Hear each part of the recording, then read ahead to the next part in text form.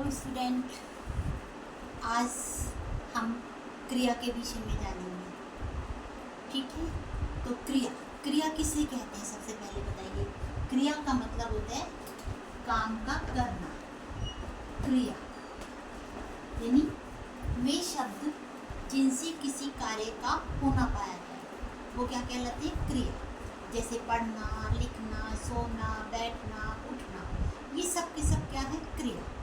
बच्चों, जैसे पढ़ना शब्द है, अब पढ़ना शब्द की जो एक मूल धातु है, जो हम संस्कृत में धातु शब्द पढ़ते हैं, धातु, तो धातु पढ़ना की जो मूल धातु है वो है पढ़। पढ़ मूल धातु से क्या बना शब्द? पढ़ना क्रिया बना है।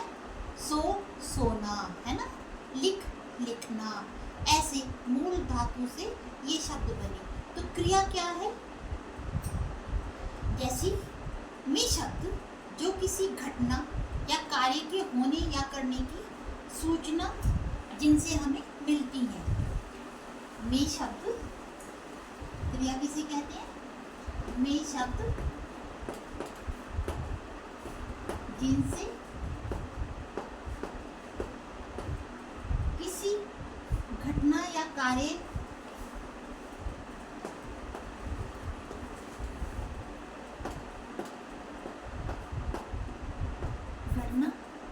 या कार्य के होने की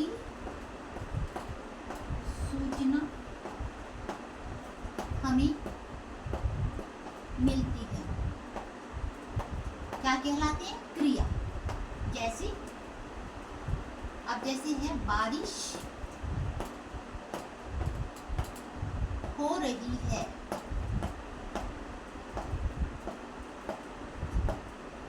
तो बारिश हो रही है। हो रही है क्या है? क्रिया। होना, बारिश होना, वो इसकी क्रिया है। रही है इसकी सहायक क्रिया है। तो बच्चों, इससे किसी वस्तु की या व्यक्ति की दशा अवस्था के बारे में भी हमें ज्ञान होता है। उसकी स्थिति कैसी है, उसकी हालत कैसी है। तो क्रिया, ये बारिश हो रही है, जैसे अब वह नहीं पढ़ेगा, अब वह नहीं पढ़ेगा। तो अब वह नहीं पढ़ेगा, तो पढ़ेगा यानी क्रिया। तो जिन शब्दों से हमें किसी कार्य के होने का पता चल रहा है, घटना का पता चल रहा है, वो क्या है? क्रिया। अब बच्चों, इसमें सहायक क्रिया भी होती है। सहायक क्रिया क्या होती है? सहायक क्रिया, सहायक क्रिया वो होती है जो क्रिया के साथ लगकर उसे पूरा पदबंध की रचना करती है, पूरा वाक्य बनाते हैं। उन्हें क्या कहते हैं? सहायक क्रिया। जैसे अब बारिश हो रही है, होना क्रिया है, रही है, वाक्य पूरा हो गया, पदबंध पूरा हो गया, तो रही है क्या है? सहायक क्रिया। ठीक है, जो वाक्य जैसे है, था, होगा, होंगे, चाहिए, ये सब क्या है? सहायक क्रिया शब्द। ओके, सहायक क्रिया वो है जो हमारी मुख्य क्रिया के साथ जुड़कर उसी पूरे पदबंध को, पद यानी शब्दों के बंध को पूरा करती है, वाक्य को पूरा करती है। ठीक है, तो वो होती है सहायक क्रिया। है, था, चाहिए, होंगे आदि शब्द। ठीक है बच्चों,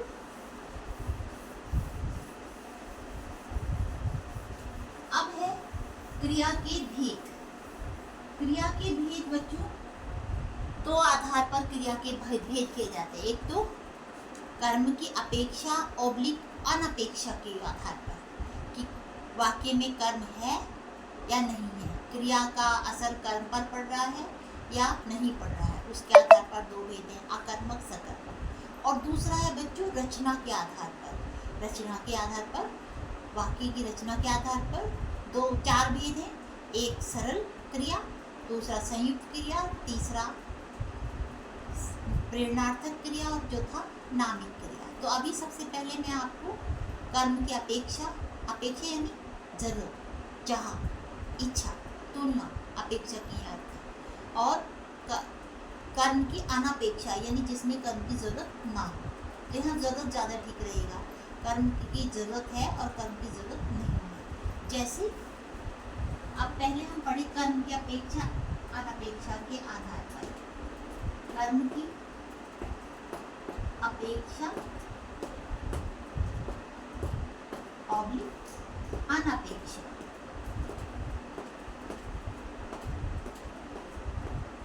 के आधार पर क्रिया के भेद।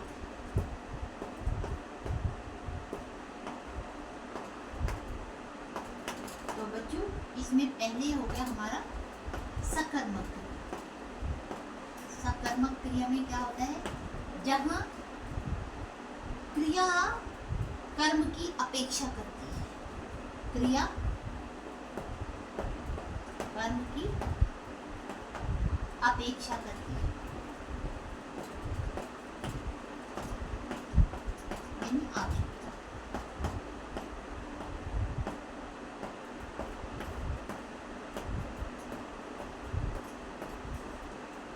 जैसे मैंने सेब खाया, बच्चों इसमें हुआ अब मैंने करता हो गया, जैसे वाक्य में हम करते हैं करता, ये हो गया कर्म और ये हो गया क्रिया। तो बच्चों खाने का किस पर असर पड़ा, सेब पर, क्योंकि सेब की क्वांटिटी घट रही है जब हम खा रहे हैं, तो असर किस पर पड़ रहा है, सेब पर। तो इसलिए यहाँ सकर्मक क्रिया है। समझ में आया। जैसे हम लोगों ने कल ताजमहल देखा, किसको देखा, ताजमहल को देखा। तो क्या देखा, क्या, कौन, किससे, किसे करने से, क्वेश्चन करने से जब उसका उत्तर मिलता है तो तब क्या आती है हमारी सकर्मक क्रिया। क्या देखा, ताजमहल देखा। मैंने एक कहानी पढ़ी, क्या पढ़ी, कहानी पढ़ी। माँ मिठाई बना रही है, ठीक है, क्या बना रही है, मिठाई बना रही है। तो जहाँ हमें जवाब मिलता है क्या का, कौन का, किससे का, तो वहाँ क्या होती है, सकर्मक क्रिया। अब सकर्मक के भी बच्चों दो पार्ट होते हैं। सकर्मक क्रिया के दो पार्ट होते हैं, एक कर्मक जिसमें एक कर्म हो और द्विकर्मक जिसमें दो कर्म हो। जैसे अब एक कर्मक में है, जैसे एक कर्मक में वह गाना गाएगी, गाना गाएगी है ना, वह गाना गाएगी। तो गाना कर्म हो गया, गाएगी क्रिया। एक कर्म में ये हो गया एक कर्म। अब द्विकर्मक में क्या होगा बच्चों, दो कर्म, दो कर्मों की अपेक्षा होगी। जैसे द्विकर्मक में क्या होगा, प्रिंसिपल ने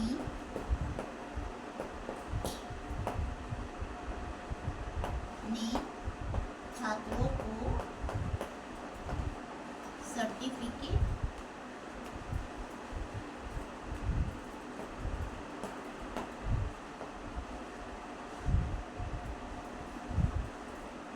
सर्टिफिकेट बांटे। तो यहाँ हो गया प्रिंसिपल कर्ता हो गए, छात्रों और सर्टिफिकेट दोनों कर्म हो गए, बांटना क्रिया हो गया। तो जहाँ दो कर्म होते हैं वहाँ द्विकर्मक, जहाँ एक कर्म होता है वहाँ एक कर्मक। ये सकर्मक क्रिया के पार्ट है। आशा करती हूँ आपको समझ में आया होगा। सकर्मक क्रिया में कर्म की अपेक्षा यानी जरूरत समझी जाती है, उसमें जरूरत होती है कर्म की।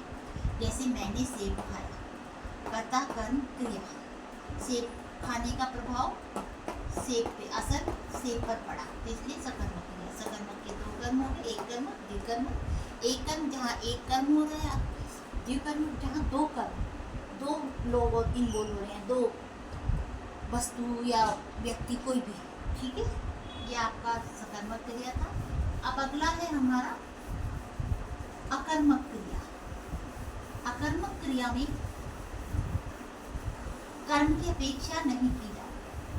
अकर्मक क्रिया में कर्म की अपेक्षा नहीं की जाती। जैसे अकर्मक क्रिया, अकर्मक क्रिया क्या होती है बच्चों, तो इसमें क्या होता है,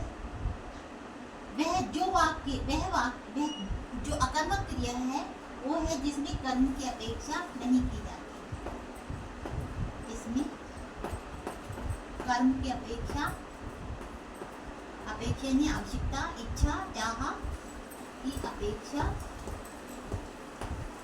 नहीं की जाती, नहीं की जाती। जैसे इसका है बच्चा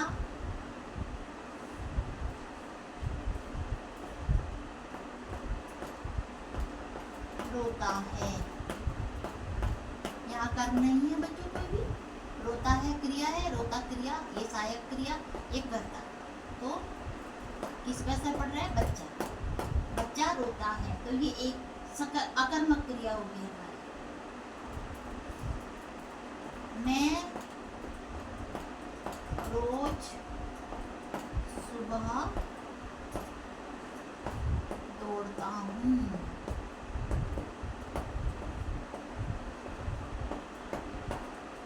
तो रोज सुबह दौड़ता हूँ क्रिया होगी, मैं करता हो गया रोज सुबह, तो ये कर्म नहीं है, मैं रोज सुबह दौड़ता हूँ, तो इसका असर मैं पे।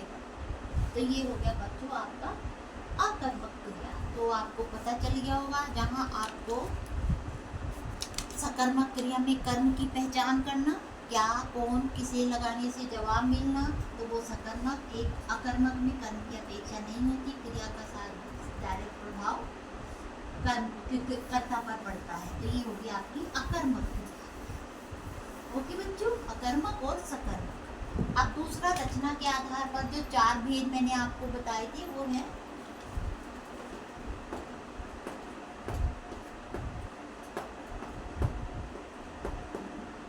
आधार पर क्रिया के भेद।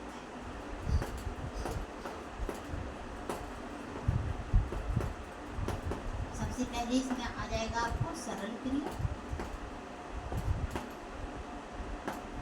सरल क्रिया में बच्चों क्या होगा कि यहाँ पर धातु से बनी क्रियाएं सरल क्रियाएं होती हैं। जैसे अब सरल क्रिया में क्या होगा कि अकर्मक सकर्मक क्रियाएं दोनों इसमें आ जाती हैं। तो जैसे सब लोग मंदिर गए हैं, क्या है? सब लोग मंदिर गए हैं,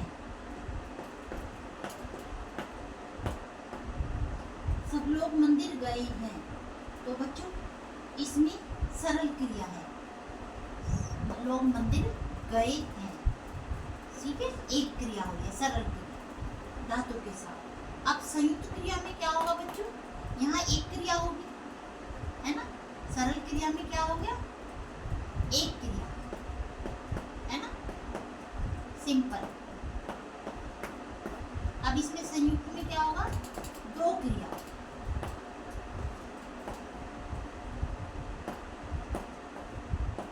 दो धातुओं के योग से। यहाँ तो एक धातु क्या है? सब लोग मंदिर गए हैं, जाना धातु से गए, है ना, पास्ट टेंस भूतकाल बन गया। ओके, तो यहाँ 2 धातु के मेल से बनी क्रिया है। जैसे 2 धातु के मेल से बनी क्रिया, एक धातु यहाँ और यहाँ 2 धातु के मेल से बनी।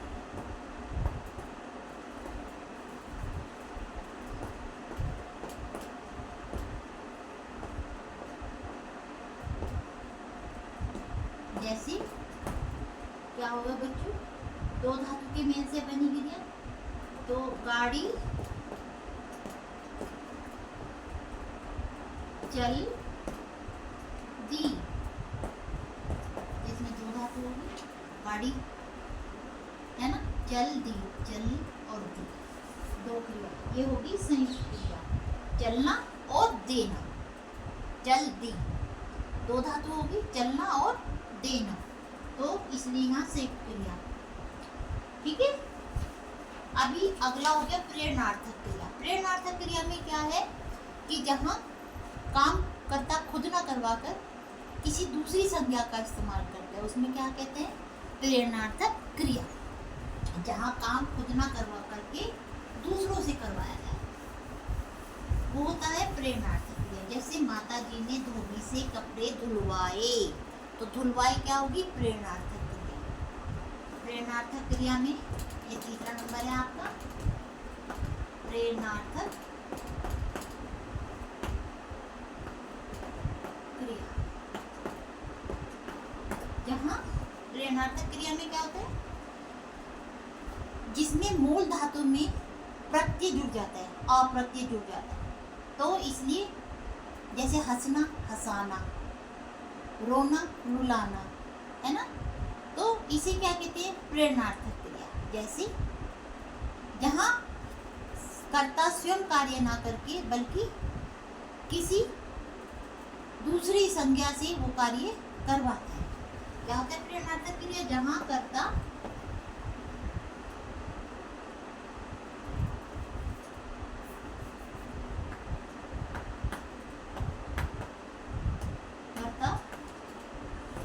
स्वयं कार्य ना करके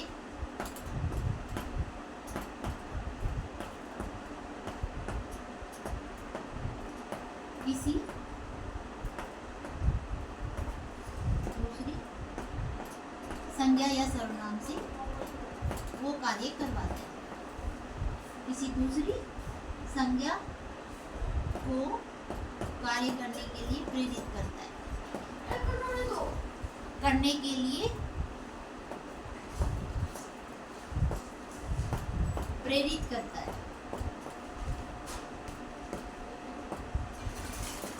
करता है, करता है। जैसे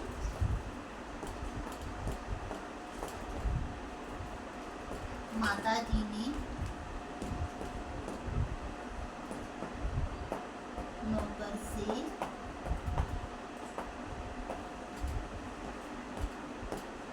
भोजन बनवाया, भोजन बनवाया। तो यहाँ हो गया बनवाया, यानी प्रेरणार्थक क्रिया। जहाँ हम जैसे शिक्षक ने बच्चों से पढ़वाया, डांस टीचर ने बच्चों से नृत्य करवाया या बच्चों को नचवाया, जोकर ने लोगों से हंसवाया। तो ये सारी की सारी चीजें क्या होगी? प्रेरणार्थक क्रिया। जहाँ कर्ता स्वयं कार्य न करके किसी दूसरी संज्ञा से वो कार्य करने के लिए प्रेरित करता है। अब हो गया नंबर 4 पे नामिक क्रिया। नामिक क्रिया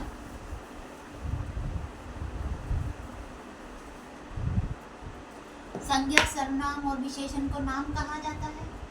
तो इन शब्दों में प्रत्यय जोड़कर जो क्रिया बनती है वो होती है नामिक क्रिया।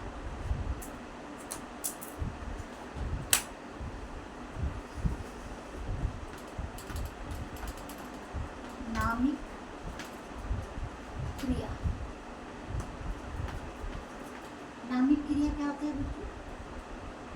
संज्ञा, सर्वनाम, संज्ञा,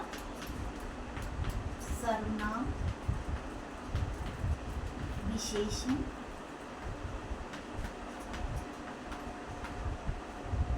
विशेषण में प्रत्यय जोड़कर, प्रत्यय शब्द के पीछे लगता है ना, उपसर्ग और प्रत्यय आपने पढ़े होंगे, नहीं पढ़ेंगे तो एक उसका भी मैं यूट्यूब पे लेसन आपको तैयार कर दूंगी। तो प्रत्यय होते हैं उपसर्ग शब्द के आगे लगते हैं और प्रत्यय शब्द के पीछे लगते हैं, जो शब्द के साथ जुड़कर उसमें विशेषता उत्पन्न कर देते हैं या उसका अर्थ परिवर्तित कर देते हैं।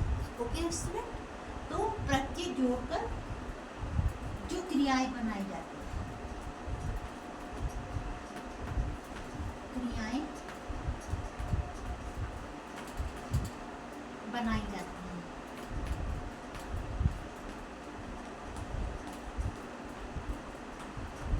उन्हें हम क्या कहते हैं? नामिक।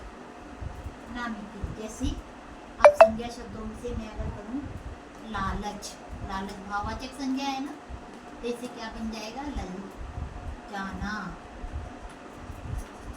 है ना। या फिर झूठ, झूठ, झूठ का क्या होगा? झुठलाना,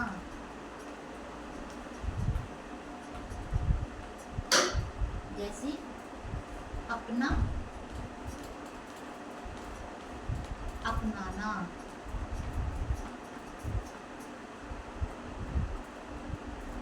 जैसे गरम, विशेषण है ना गरम, गरम का गरमाना। तो ये हो गया नामिक क्रिया। अपना सर्वनाम है ना, ये दोनों संज्ञा हैं। लालच से ललचाना, झूठ से झुठलाना, अपना से अपनाना, गरम से गरमाना। तो ये हो गया आपका नामिक क्रिया। ओके, जो संज्ञा सर्वनाम विशेषण शब्दों में प्रत्यय लगाकर बनाई जाती है। तो बच्चों, अब ये था आपका क्रिया। तो आज आपने क्रिया किसे कहते हैं, जिन शब्दों से कार्य का या किसी घटना का होना पाया जाए, किसी व्यक्ति वस्तु की दशा अवस्था स्थान का पता चलता है, वो होता है क्रिया। क्रिया के जिन, जैसे मैं बाजार जा रहा हूँ, ये क्रिया है। अब सहायक क्रिया जो उसको पूरा पदबंध का रूप देती है, जैसे हूँ, रहा क्रिया होगी, हूँ उसके साथ जुड़ गया तो वो सहायक क्रिया होगी। वो मंदिर जा रहा होगा, तो जा रहा होगा, तो रहा होगा इसकी सहायक क्रिया होगी। जाना उसमें मुख्य धातु, ठीक है, क्रिया होगी। तो क्रिया के भेद हमने यहाँ कर्म की अपेक्षा और अनपेक्षा के आधार पर दो भेद किए। सकर्मक, सकर्मक जहाँ कर्म की अपेक्षा होती है। सकर्मक के दो पार्ट हो गए, एक कर्मक जहाँ एक कर्म की अपेक्षा होती है, द्विकर्मक जहाँ दो कर्म संयुक्त क्रिया होती है, ठीक है, दो क्रियाएं होती है, जहाँ एक धातु जहाँ दो धातु, वो एक और द्विकर्म हो गया। फिर हमारा अकर्मक जहाँ कर्म की अपेक्षा नहीं होती, ठीक है, क्रिया का डायरेक्ट प्रभाव कर्ता पर पड़ता है। फिर हमारा रचना के आधार पर हो गया, पहला हमारा था रचना के आधार पर सरल क्रिया, जो धातु के साथ सीधी जुड़ बनती है एक क्रिया जिसमें। दूसरा संयुक्त क्रिया, जहाँ दो धातु के मेल से हम क्रिया का इस्तेमाल करते हैं। और फिर तीसरा प्रेरणार्थक क्रिया, जहाँ कर्ता खुद काम ना करके किसी दूसरी संज्ञा से वो कार्य करने के लिए प्रेरित करता है। और लास्ट में नामिक, नामिक क्रिया वो है जो संज्ञा सर्वनाम विशेषण शब्दों के साथ प्रत्यय के साथ जोड़कर उससे नए नए शब्द बनाई जाती है, नामिक क्रिया। उम्मीद करती हूँ आपको ज़रूर समझ में आया होगा। Thank you so much student.